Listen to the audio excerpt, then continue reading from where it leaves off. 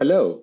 The Privacy and Security Innovator Circle recently introduced their introductory book called Privacy API, that stands for Privacy, Applied, Proactive, and Innovative. I'm PD Prasad, co-founder of LightBeam.ai, and with me I have the pleasure of speaking today with Manisha Aurora. Manisha is an experienced general counsel and currently the Global Privacy Counsel at Verizon. Manisha has penned an article in the book on privacy and artificial intelligence, living in harmony. Manisha, welcome to this podcast. Thank you so much for having me. My pleasure. And Manisha, of course, you wanted me to remind everyone that everything that you would be speaking would be on your behalf and would not reflect anything from your employer. So, with that disclaimer, let's get started. Manisha, the topic that you chose for the Privacy API book, which is Privacy and Artificial Intelligence Living in Harmony, I must say it's a very topical subject. Every other day, at least I come across one or the other article around artificial intelligence and how it tends to kind of impact user privacy. May I ask you to elaborate a little bit more around what drove you to kind of choose this topic for this book? I'm a big fan of science fiction, and AI is as close to science fiction as it comes. And a lot of things that were envisaged, like way back, the sci-fi books and Asimov books, are now becoming reality, right? Tesla just unveiled their robot Optimus, and this is something that you would only think that it is available in a fiction book. So that has always fascinated me. And now, being like a subject matter expert in privacy, I can see the dark side of AI, the things and the power it has to do good, but also how it can be used for things that can really impact society adversely. And the thing is that now it's used everywhere and by anyone. And there isn't much regulation to make sure that we're doing it right. The challenge is that tech moves like 100 steps before legislation. So even if legislation comes around, I think we're already too late because they're already one step ahead. Like when Mark Zuckerberg is giving the interviews at the Senate and other places, like he's talking terms that not many even comprehend. Like what is he even saying? So in terms of that, it's challenging. I think the users need to be more savvy.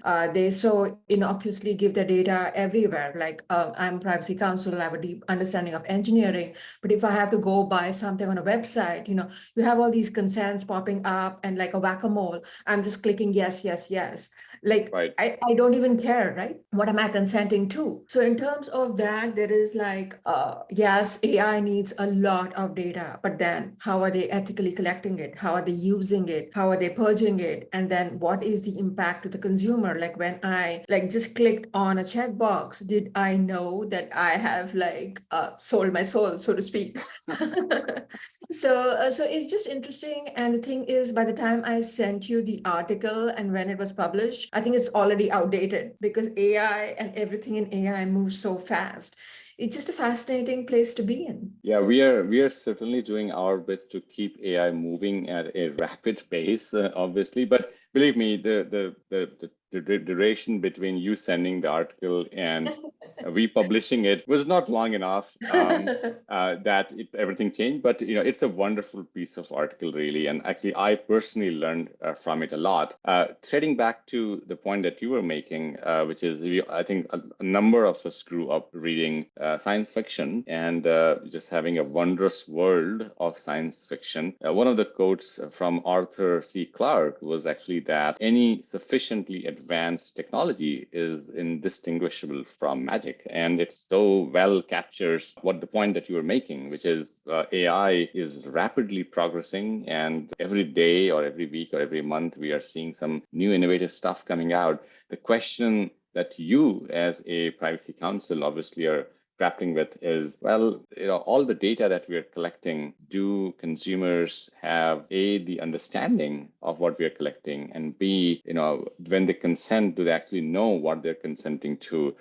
Now, in your opinion, obviously big tech, Facebook, Microsoft, Google, they all are doing really good work on on AI, which is really good. I think, as you said, it can have a very very negative after effect as well. But that's one of the ways we have to keep guardrails in some sense for AI to adhere to consumer privacy regulations. That would be one of the guardrails. Now, in your experience and in your opinion, how are big tech companies managing privacy considerations? So I think big tech already is sitting on loads and loads of data, which they have collected ethically or not, but they have a lot of data, right?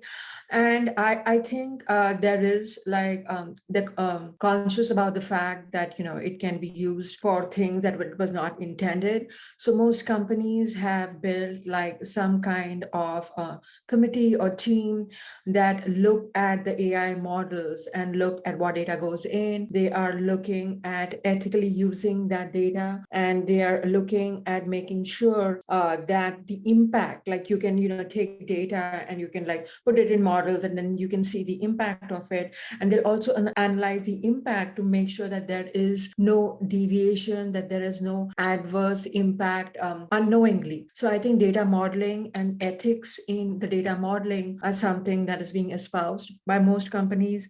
Like Microsoft has listed 6 principles for responsible AI. One is fairness, one is reliability and safety. The third is privacy and security. A fourth is inclusiveness. And then there's transparency and accountability. So, people are coming with white papers and guidelines and policies to make sure that AI is used to include everyone. And because I'll give you an example of some of the tools that I think a while back, there was an employment related database. And what it did is it went through the thousands of resumes, and it gave the results as to who are the most, good candidates so that you can interview them. And the funny thing is that it did not have data for minorities. It did not have data for women.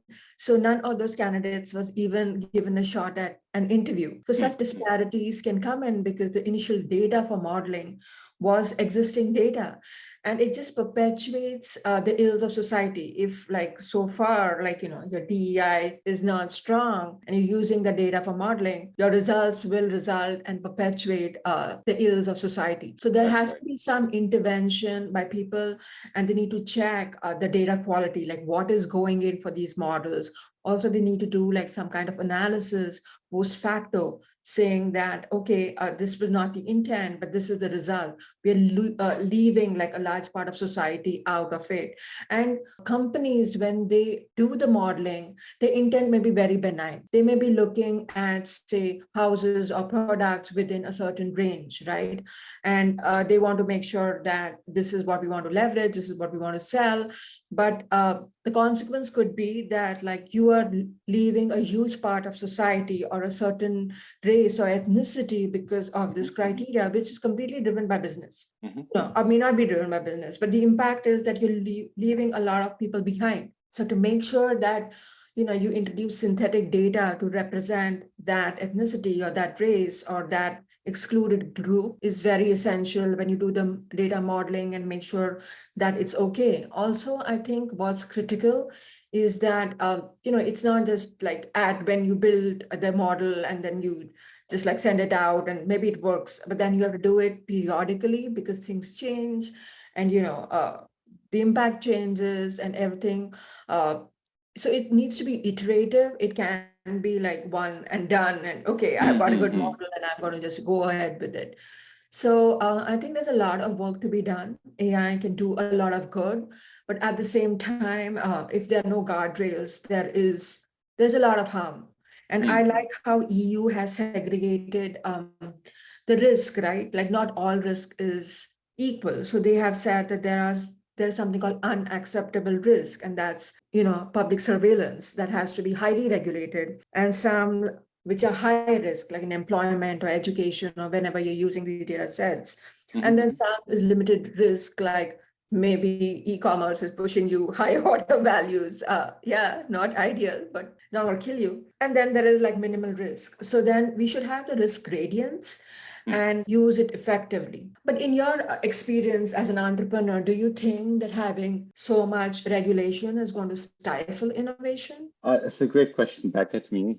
So there is always a balance. No regulation having complete wild west actually perpetuates the historical ills of society, as you very eloquently put over there. So the answer is not no regulation. At the same time, the answer is not having so much regulation that only big tech companies can handle them. As we all understand, the more regulation there are, there kind of becomes a barrier to entry for smaller, more nimble organizations because they don't have the army of people who to require to manage those regulations. Obviously, in my experience, the frameworks that are being espoused right now, and I particularly like the way GDPR was written and the way things have been done with GDPR, essentially, where it is always being positioned as, hey, this is the right thing to do. It's a framework.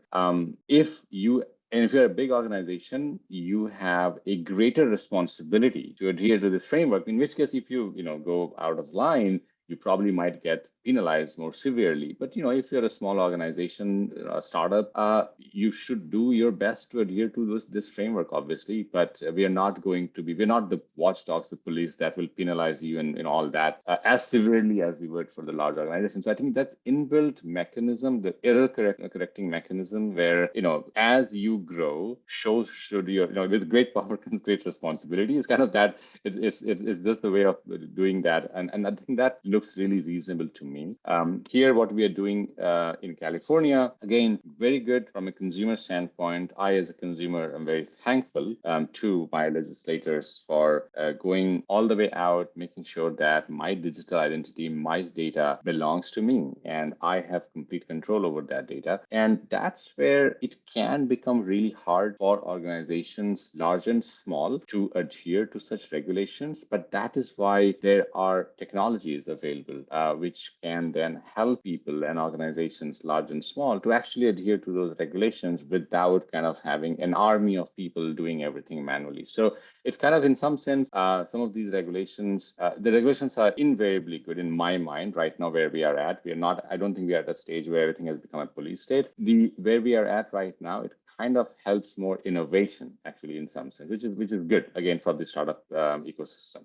Yeah, Hopefully that. that's an interesting take. So now AI is like everywhere, and I'm a big Star Wars fan. So even the voice of Darth Vader, the original actor, is retiring, but he has given rights so that they can use AI and create the dialogue, and Mhm. like the legend lives on. So it's interesting times to be in.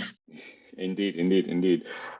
So there are a number of budding privacy councils and engineers, actually, who also have been or have become infatuated by this topic of privacy, AI or not, but privacy for sure, and compliance and regulatory considerations and so on. When I talk, I'm often actually no longer surprised that sometimes people with just started their privacy journey, their privacy careers, they've been there maybe just under a year, actually. As a professional who has been looking at this for some time across multiple organizations, large and small, what advice, if any, would you have for them? So to be very honest, I am an accidental privacy specialist, right? I was a CEO of a startup and the general counsel, and given how lean startups are, I had to work very closely with engineering teams and designers and DevOps, and I was just forced to learn the lingo, right? So having that experience really clued me in on privacy, how it marries with engineering, how it marries with the legislation and the law. And I think there is room for experts of every kind, right? So you could be an engineer and then you could take your IAPP certifications, and you could also be leaning and doing regulatory work, right? or you could be an attorney, and then you could lean into your engineering, instincts, or like be curious about it, and then that's something that you could leverage. So it has room, and there are many talents that can marry and pave the path forwards. The good news is it's so nascent, it's so new, that we need all kinds of talents. And it's like right now we are all like groping to the way forward. We don't know what Hmm. it is, and we can use like a diverse perspective of people and talents from many fields, not the traditional, like I'm an engineer, I'm a regulator, I am a legal person, or I'm an attorney. A lot of these skills can marry and make you the best privacy professional. So my advice to anyone who's starting out or who's keen on this is stay hungry, stay foolish. Stay hungry, stay foolish. Famous words, actually. This was lovely. Thank you so much, Manisha. This is an extremely important topic and great to have your perspective on such a topic. We actually look forward to hearing from you again as we do the second edition or future editions of the Privacy API book. Until then, thank you so much, Manisha, again. And folks, will talk again on a different podcast. Thank you. Thank you so much for having me. Bye.